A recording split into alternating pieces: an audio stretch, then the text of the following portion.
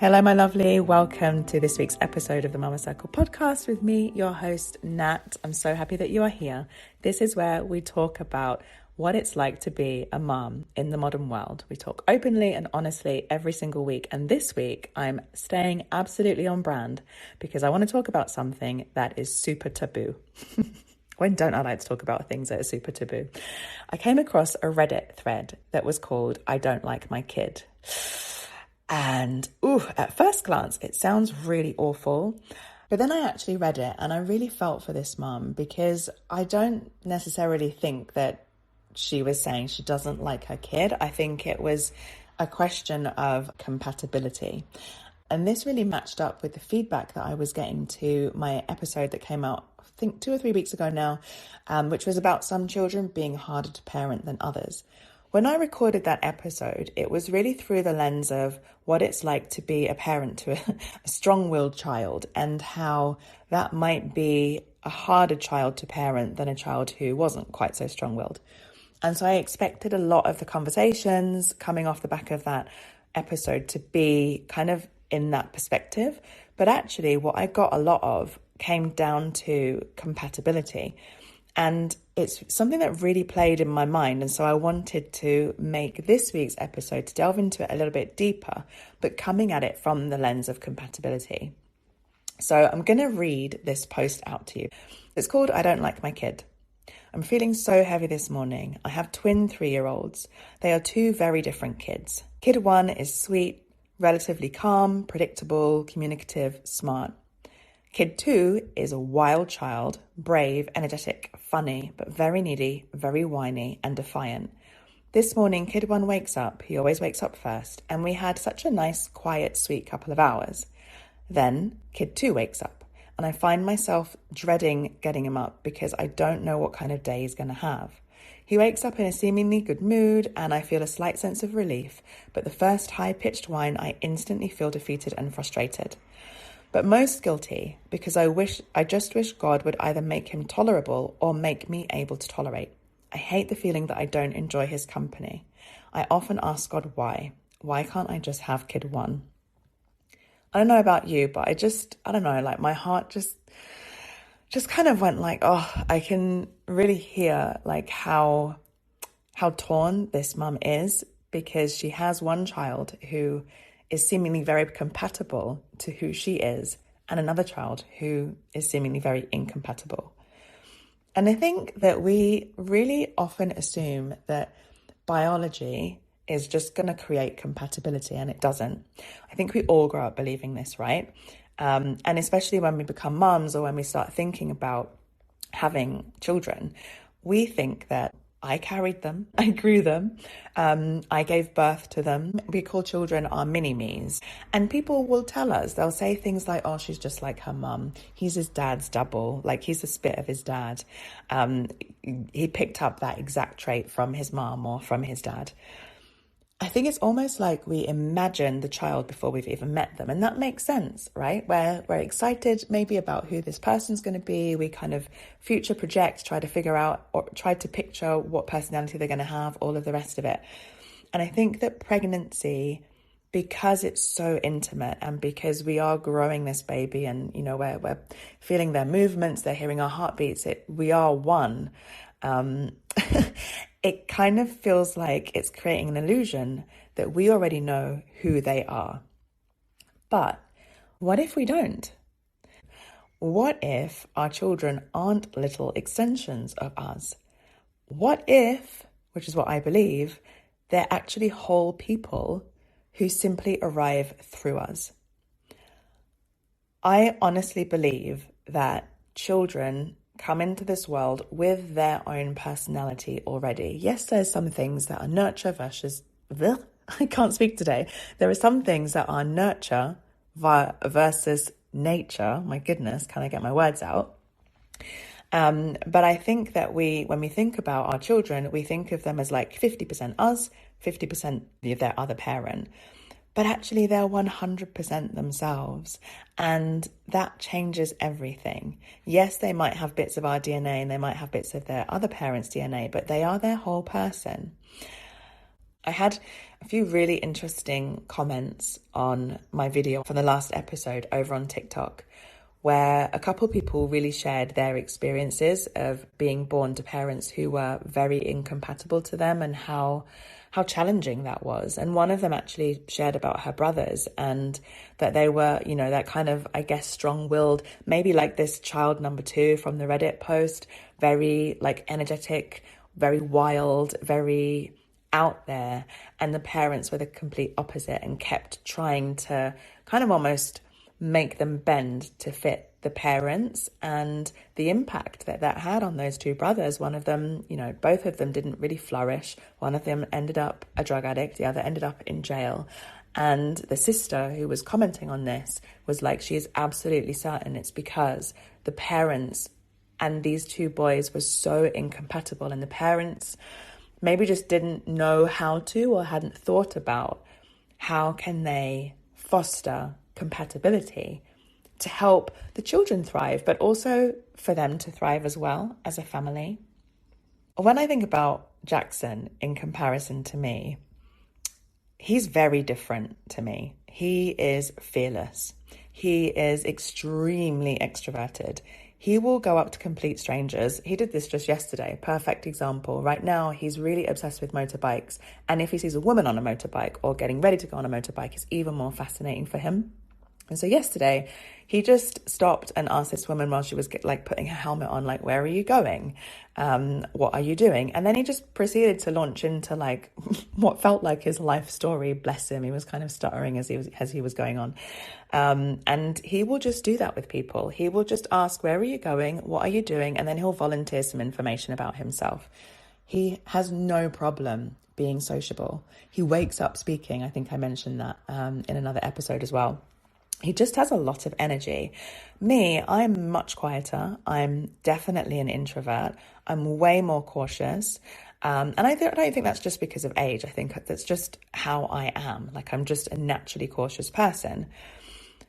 But there are absolutely parts of him that do feel really familiar, that I could say he's inherited from me. His imagination is huge. His love of music, his wildness is something that I also share. And every single day, I discover something else about him, which is why I think the toddler phase is so fascinating. And it just, for me at least, it just expands the love even more, because you can see more and more of their individual personality coming through. And I'm getting to know him.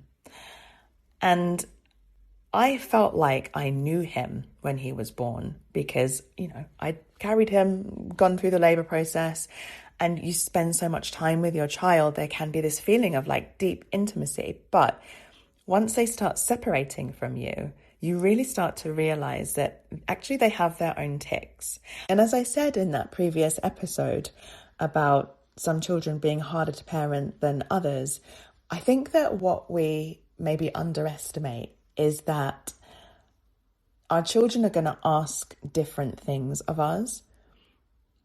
I remember, I'm laughing because it just sounds so naive right now, but when I was pregnant, me and Jackson's dad would have conversations with people and we'd kind of say, well, we're going to just live our normal lives. This kid's just going to basically be integrated into our life, which he has been and which I do. But I think there was just an expectation of well, he's going to kind of be into the same things we're into. And it's just going to be this seamless thing where he's basically just going to kind of hop in because he's a mini us. And actually what we are having to do is really adapt our lives to fit him, because he is a completely different person. He's not necessarily the person that we thought he would be. And something that was really interesting when I shared social media about that episode was the conversations that were coming back in my DMs, which was really about how mums are searching for ways to relate to their child.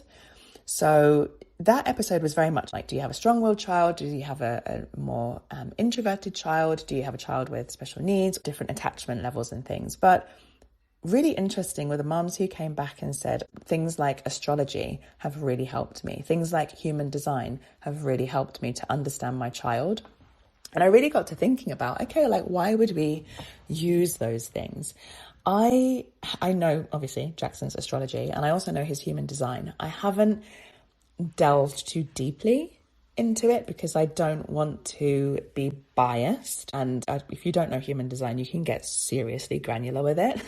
And I think that's really interesting when I'm thinking about my human design, me as an individual.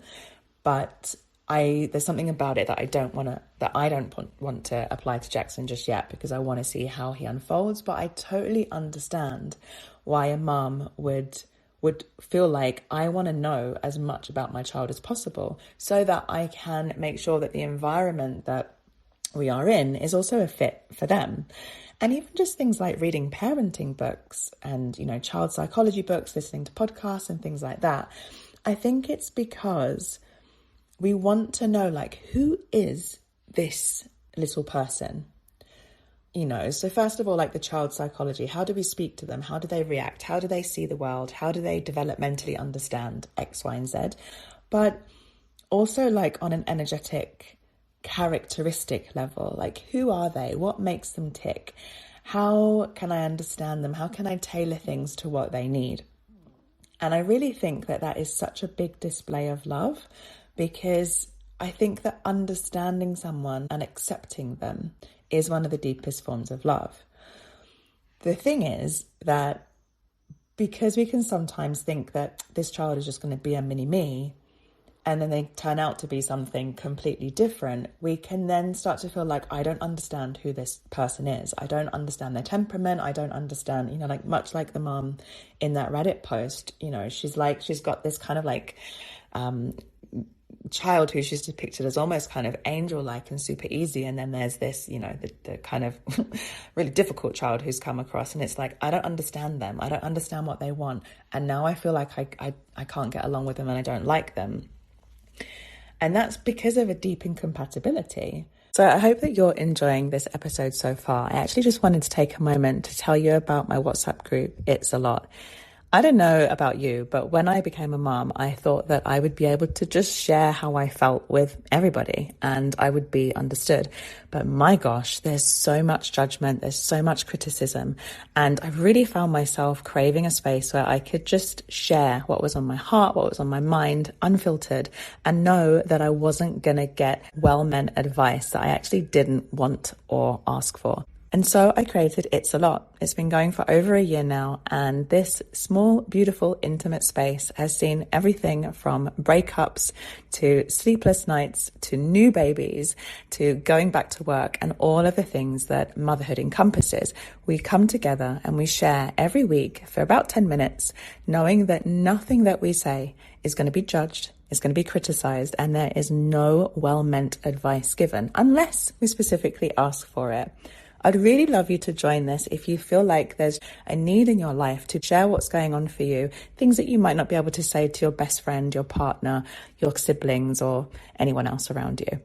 If that sounds interesting, you have a 3 months trial and it's €10 after that. Nice and easy. Go look at the show notes and we'd love to welcome you in. I don't think that compatibility is something that is fixed. I think that with any relationship, compatibility is something that can be fostered. It's something that can be cultivated. I think that the more curious we become about somebody, whether it's a friend, a lover, a colleague, the more that we can create compatibility, because we stop expecting them to be like us and meet them where they are. Just accepting that someone is different than you and letting them be themselves, and then getting curious about, okay, how can we kind of like bring these things together, almost like a jigsaw puzzle, can really go a long way to creating compatibility. And I think when we think about our future children and our lives as a family, it's very easy to future project. Of course, I'm also doing this, like I can't wait to take Jackson traveling and to show him the world. And, I know that his dad is like, I can't wait to take him like snowboarding, all these kinds of things. But like, what if he hates traveling? What if he hates snowboarding? What if he loves engineering, like something that we don't understand at all? And I think that we have to be okay with kind of like letting the imaginary child, the child that we have in our heads, the future child that we think we're going to have, fall away so that we can really meet the child that is actually in front of us.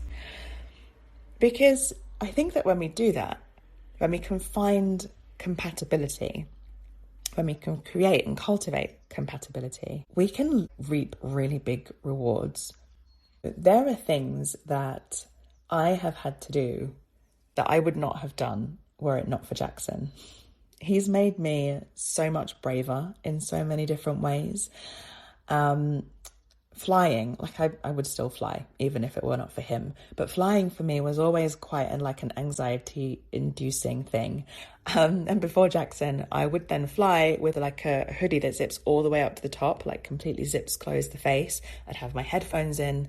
I'd kind of like shrink into myself and create like a little mini sphere around me because I would just have such an anxiety around what was going on around me. I can't do that with a kid. I can't be like zipping up my face. Sorry, babe, you've got to like be on your own. And also I don't want to give him the impression that I'm scared of this like process, you know, like I have had to become brave.